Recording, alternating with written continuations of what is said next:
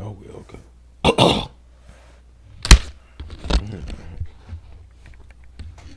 Yeah, let's get it. Proper way to walk. See how this what's going on with this.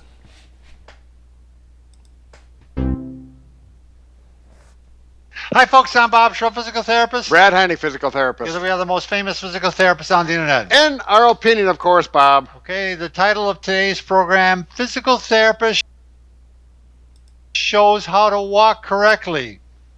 Are we serious? I mean, we're actually going to show people how to walk? Yes, we are. If you want to have less neck pain, back pain, hip pain, knee pain, and foot pain while walking, not to mention some people even get headaches while they're walking because of poor posture, follow these guidelines. And we'll talk about it. Walking's really fantastic if it's done correctly. So you can get headaches from poor walking? That's wild. I never thought of that. We'll show you how to do it correctly. Okay, Bob. By the way, if you're new to our channel, please take a second to subscribe to us. We provide videos how to stay healthy, fit, pain-free, and we upload every day. Wow. Look at this. Also, if you're new to our channel, go to bobandbrad.com because we're always doing a giveaway. And right this week, we're giving away the Sleep Ovation mattress. That's right, Bob. This is just a sample of the mattress. The mattress is much bigger. You can also go to Facebook. The contest will be pinned to the top of the page. Go to Twitter or Instagram. Mattress, and we both love them. Separate mattresses. Need a confidence boost when filing your own taxes? Add a tax pro review when you file online with H&R Block. Truth that can be held with running. Sure. In fact, there's been a lot of discussion and a lot of books about it. That you want to run with less impact, and I don't know if there's been studies on this, Brad, or not, but I see anecdotally a lot of people that tell me they were having a lot of pain throughout their limbs with running, but once they started doing the forefoot running or the midfoot running, their pain levels decreased. So what he's talking about is when your foot comes down in front of you, if you strike with your heel first, which is very common, very popular. Look what it does. It sends a force up through the leg and into the hip. That ground reaction force, they call that. Right. There's no natural shock absorber when you hit heel strike first. It goes directly through the bones to the joints. But if you come down on your forefoot, or maybe even your midfoot. Right. Well, I just want to use forefoot just to use that example. Yeah. Look at the cushion. That's what my daddy always told me. He did say that, like, the dudes that walk on their toes, and the fastest dudes. The dudes that walk on their toes, the dudes that walk fast. I agree. Yeah, that makes sense too. That you have. It's like a shock absorber in itself. Right. So your calf muscle and your thigh become more of the shock absorber. Yeah. In fact, a lot of times what they discuss is people who start becoming forefoot runners, their calves get really sore at first because that's where the force is being taken up. Right. Yeah. Like, this ain't my first time hearing this type of information, and it do be mad uncomfortable. You trying to walk in like the most efficient way. And I experienced that same thing when I transitioned. So as a demonstration, one thing we show people is, the other thing is if you hit your foot first, even with walking, you're really jamming the knee. Because if you hit midfoot or forefoot, you're going to have a little bit of gap in the knee. It's going to act as a shock absorber. It's a little flexed, kind of. Right, a little flexed, right. So I'm going to show you, let's say we put a peanut in there. This peanut's going to represent the cartilage. What happens, Bob? Yep, and let's say the knee is completely straight. That's why every time you hit. There goes the cartilage. There goes the cartilage. And the knee surgeon is smiling. Yeah, but you think about it, it's not happening every time. But when you take 10,000 steps in a day, which what they're recommending now, that people try to get in 10,000 steps. Think about that, 10,000 times. Yeah. Force. So anything you can do to reduce the force is going to help. So one thing you may want to think about when you're walking is to shorten your strides. Sure. You can increase the stride cadence. Yeah, how rapidly you stride, but you should shorten the stride. So it doesn't mean you have to walk slower. It just means you're going to walk with shorter strides. That's what they recommend with running too. They actually have you run with shorter strides. Right. You also, if you lean forward slightly, because if you're leaning back, that's when you're doing that. Yeah, You know what I mean? Almost forced into the heel So yeah, strike. if you lean forward a little bit and you actually, it's going to make you walk a little faster when you lean forward. And it's a very slight lean, because if you lean too far forward, then it's a postural, and that's problems too. So this is a subtle lean. Now the last thing I was going to I was going to mention this one. This is a little harder for a lot of people to understand. Is to actually engage your glutes. Right. Because your glutes are larger muscles, and they actually take a little bit of force off the legs. Right. So they talk about, again, if you take a shorter strides, but you actually want to kind of push off and feel your glutes engaged. So you can walk like this. You can feel your butt muscles kind of kicking in. You walk around the neighborhood like that too sometimes. Yeah, and I've done Pause. I'm gonna pause it literally for that. To my engaging glutes and all this. Yeah. I'm on a list now, I think. They do talk, yeah, the neighbors. They do talk. Anyway, that's something you can mess with. It's just a lot easier to shorten the strides and make sure you're hitting on the forefoot or midfoot. Sure. You want to talk about that, Brad, too? That's another way to... Now, I've tried doing what Bob said. I can do it running. I turned into a 4-foot runner, and I've tried the walking thing. I don't walk around like this, but that's challenging for me. It is. Is he really tall? Is he just made really short? It don't really matter.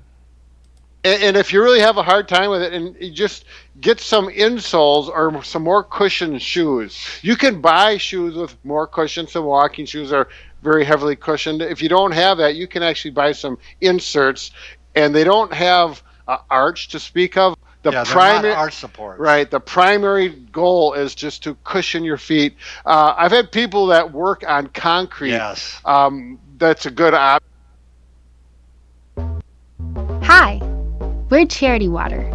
If we lost you at Charity, we get it. Give us a moment.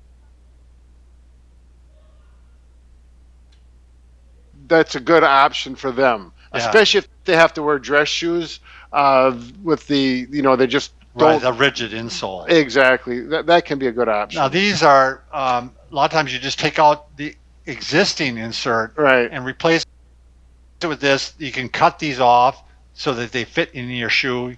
Yeah, I usually just take the old one out, put it on top, for a trace pattern. it out for a pattern. And if it's a dress shoe that you do not have, well, then you're going to have to be creative. You can do it. Just that's what they're made to do. Is just to cut the forefoot to fit the shoe. Right. You can do it. All right. Once you reduce the impact, you've got to be concerned about posture, because I see people running, Brad, and I see them walking, and they're walking like this.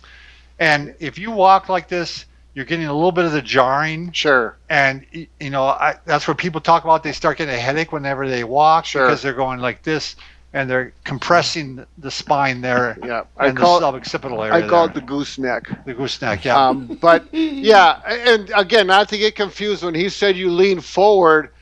We don't want you leaning forward like this. Not round it. It's just a very slight. Keeping your body still in straight posture. Yeah. Good point, Brad. If you're thinking about you're almost falling forward. Yeah, but you're not. Right, but you're not. Just a hint of that direction. So what you're going to do when you're walking, every so often, I want you to do some chin tucks. Oh, yeah. So you're going to go ahead and give a reminder. This is where you want to have your head.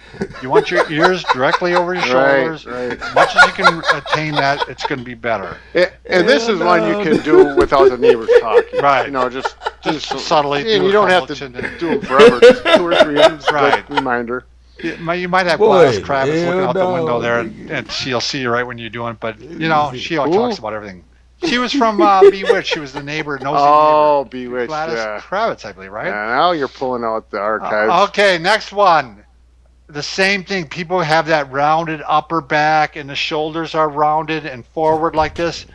So what you're going to do is you want to grab the wrist behind your back and stretch. And you can do this while you're walking, and it's the same thing. You're going to do it intermittently while you're walking. And this looks okay, doesn't it? If you're walking along, if you go like this, just look at your stretching. But I'm sure the neighbors are used to anything you come up with. Yeah. No, that's true. And you're not going to walk like this very long. No, just a few steps. Yep. But again, it resets you. It sets you into the right posture. Exactly. Honestly, I didn't did that Just like it feel like a necessity. You know, like you stretching. And it feels good actually to Yeah, do you this.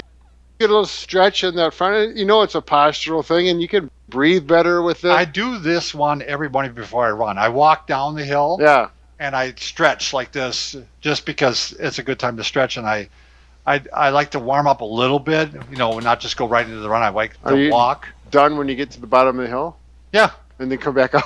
No, no. I then I run. Oh, I see. So, all right. Next thing. This is hard for some people to grasp, but there's less weight on your spine when you're walking faster than there Hmm. is if you walk real slow and you're Hmm. lumbering along.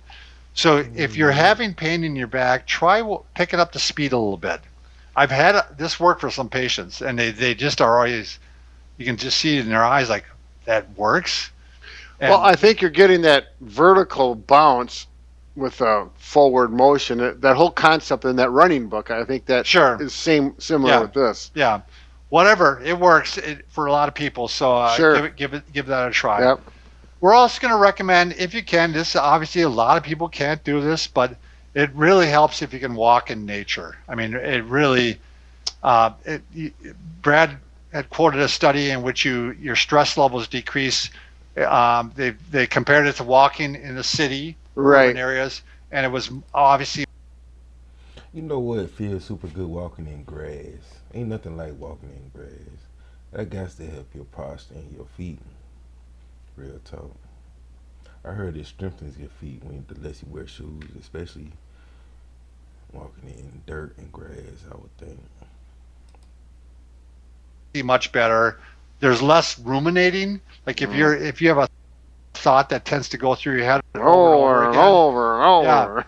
the nature seems to help break that up. Right. So Well, you can just imagine you got traffic, you got the fumes from the right, cars, and versus birds singing and watching the wind, the grass blow in the wind, and right. You don't have to think about anything else. yeah, You just get thinking about it. So um, I was just going to throw this in there. I found this interesting. Steve Jobs, the guy that oh, founded Apple, he used to do walk meetings, and they found, and there's some studies on this that shows your creativity increases when you walk and you actually talk and do meetings that way.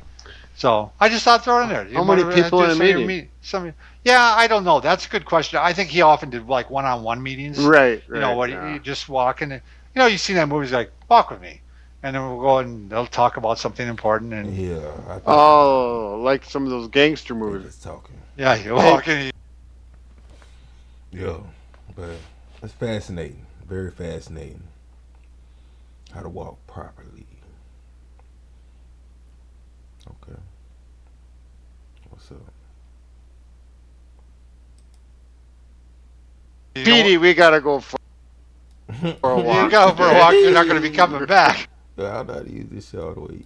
All the way. Yeah, I'm gonna get right.